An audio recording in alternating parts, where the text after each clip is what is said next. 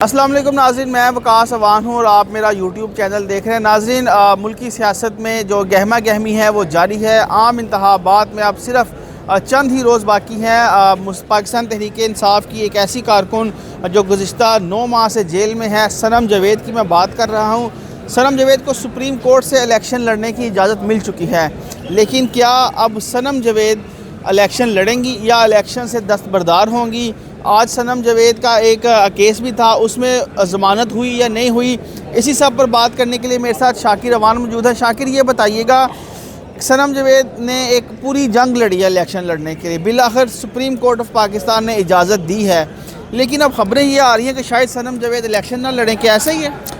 دیکھیں وقاص، صنم جاوید کی اگر بات کریں تو صنم جاوید کے جتنے اعصاب مضبوط ہیں، میں نے ایسی کوئی خاتون نہیں دیکھی کہ جو اتنی باہمت ہو، اتنی نڈر ہو اور بڑے دھڑلے سے بات کرتی ہو، اور آپ کے اوپر جو ہے وہ مقدمات کی ایک طویل فہرست جو ہے وہ ہو، اور ایسے مقدمات جن کا آپ کا لینا دینا نہ ہو۔ اگر ایک جگہ پر کوئی جھگڑا ہو رہا ہے اور میری وہاں پر موجودگی ثابت ہو رہی ہے تو پھر اسی وقت میں کیسے جو ہے وہ لاہور کے دوسرے، تیسرے، چوتھے اور 5ویں حصے میں پہنچ سکتا ہوں؟ یہ بے بنیاد، بوگس اور اتنے جو مبینہ طور پر اتنے بدنیتی ہے ان تمام مقدمات میں کہ جتنا کہا جائے کم ہے۔ دوسرا، جو صنم جاوید ہیں، آپ نے کہا کہ انہیں الیکشن کمیشن، انہیں سپریم کورٹ سے اجازت ملی۔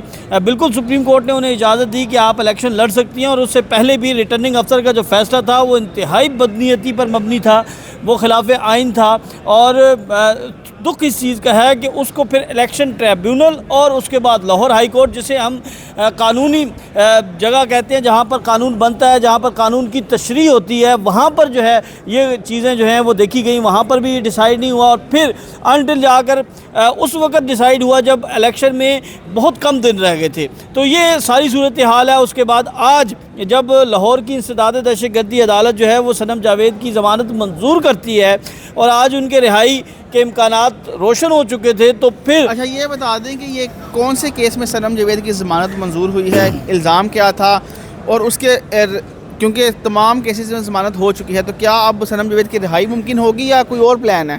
دیکھیں وقاص صاحب، رہائی تو ممکن نہیں ہے، جس طرح آپ بھی رپورٹ کرتے رہے اور جیسے ہم نے پہلے بھی دیکھا کہ جب بھی ان کی کسی کیس میں ضمانت ہوتی تھی تو پولیس کی جانب سے، اداروں کی جانب سے کسی اور مقدمے میں انہیں نامزد کر دیا جاتا تھا، اور اس مرتبہ جس مقدمے میں انہیں نامزد کیا گیا ہے وہ تھانہ شادمان جلانے کا مقدمہ ہے۔ اس مقدمے میں جو ہے میاں محمود الرشید کو بھی نامزد کر دیا گیا، یاسمین راشد کو بھی نامزد کر دیا گیا، یعنی جو لوگ گرفتار ہو چکے تھے اس کے بعد جو ہے وہ انہیں نامزد کیا گیا۔ اب ایک شخص جو ہے وہ تحویل میں ہے، اداروں کی تحویل میں ہے، قانون نافذ کرنے والے اداروں کی تحویل میں ہے، اور وہ کیسے جا کر وہ یہ سارا ایکٹ کر سکتا ہے؟ اور جو پچھلے مقدمے میں ضمانت منظور ہوئی ہے اس میں عدالت کی جانب سے سخت برہمی کا اظہار کیا گیا۔ عدالت نے کہا کہ 6 ماہ کے بعد آپ کو کیسے یاد آیا کہ آپ نے انویسٹیگیشن کرنی ہے؟ تو اس مقدمے کا بھی وہی مستقبل ہوگا، اس مقدمے میں بھی وہی چیزیں عدالت کے سامنے رکھی جائیں گی کہ عدالت کو 9 ماہ کے بعد جو ہے وہ پولیس کو کیسے یاد آیا کہ یہ تھانہ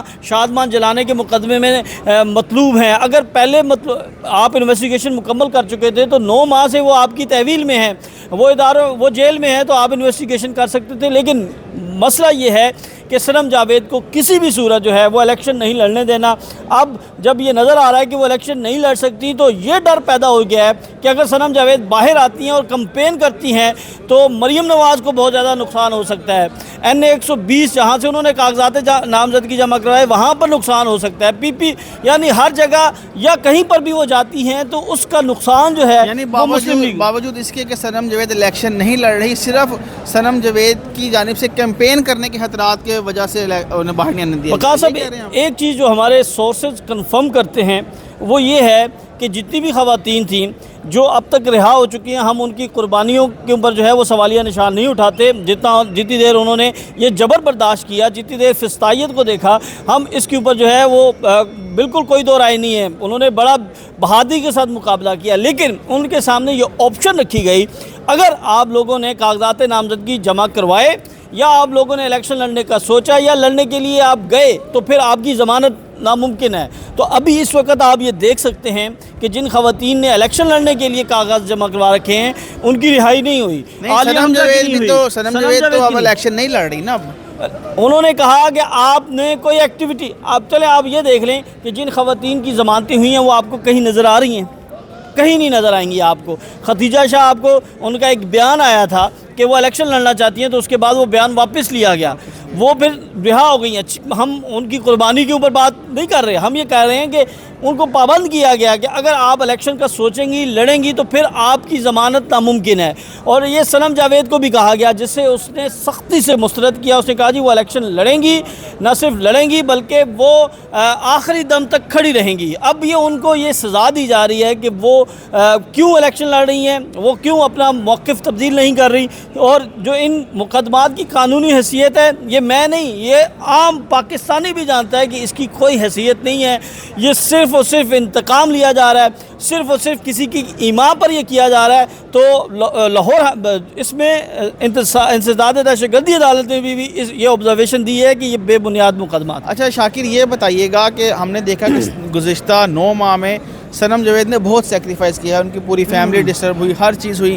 تو مجھے تو یہ لگ رہا ہے کہ اب الیکشن کے وقت بھی انہوں نے سیکریفائز کیا ہے میاں عباد فاروق کے لیے، کیونکہ جس حلقے سے صنم جاوید الیکشن لڑنا چاہتی تھی وہاں شہزاد فاروق ہیں جو عباد فاروق کے بھائی ہیں۔ تو آپ سمجھتے ہیں کہ صنم جاوید نے واقعی ایک بار پھر قربانی دے دی ہے اپنے کارکن کے لیے؟ بالکل وقاص صاحب، اس میں کوئی دو رائے نہیں ہے کہ صنم جاوید نے بہت بڑی قربانی اب اس صورت میں دی کہ وہ ایک ایسے ناکردہ گناہ کے سلسلے میں وہ اتنے عرصے سے پابند سلاسل رہی ہیں۔ پھر انہوں نے اس سے بڑی ایک قربانی دی کہ ان کے شوہر کو پہلے 3 ماہ جو ہے وہ ان کو یہ پیغام دیا جاتا رہا کہ آپ سرنڈر کر دیں، آپ وعدہ معاف گواہ بن جائیں، آپ پیچھے ہٹ جائیں، ہم آپ کو رہا کر دیں گے، ہم آپ کے مقدمات کی پیروی نہیں کریں گے، جو ہم نے دیگر مقدمات میں دیکھا۔ تو اس کے بعد ان کے ہسبینڈ کو گرفتار کیا گیا۔ آج 6 ماہ ان کے ہسبینڈ کو بھی گرفتار ہوئے ہو گئے ہیں، جبکہ وہ ان کا کچھ سیاست سے کوئی تعلق نہیں تھا، وہ ایسی چیزوں کے سامنے بھی نہیں آتے تھے، اور وہ ایک پڑھے لکھے چارٹرڈ اکاؤنٹنٹ ہیں۔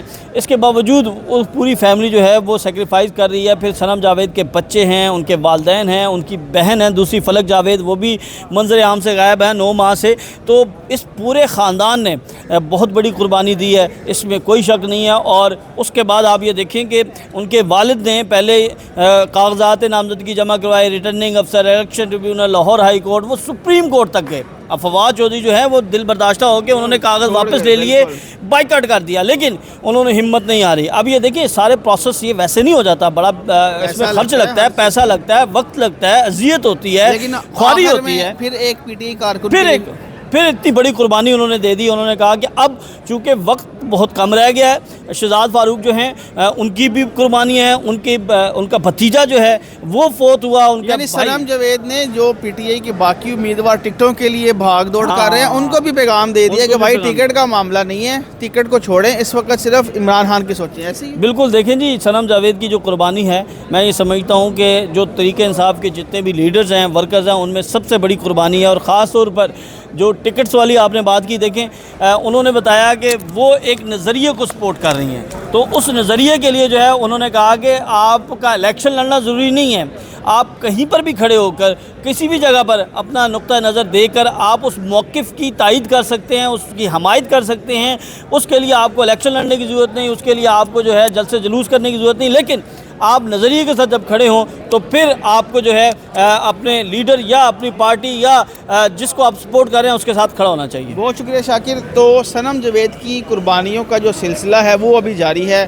10ویں کیس میں آج ان کی گرفتاری ڈال دی گئی ہے، وہ ایم پی او کا آرڈر بھی بھگت چکی ہیں۔ تو یہ تمام تر جو اس کی قربانیاں ہیں وہ ابھی بھی جاری ہیں، اور دیکھتے ہیں کہ سلسلہ کہاں رکے گا۔ وہ اپنے موقف پر ڈٹی ہیں، ہم اپنے آنے والی ویڈیوز میں ہم آپ کو مزید بھی اپڈیٹ کرتے رہیں گے۔ تب تک کے لیے ہمیں اجازت دیجیے، اللہ حافظ۔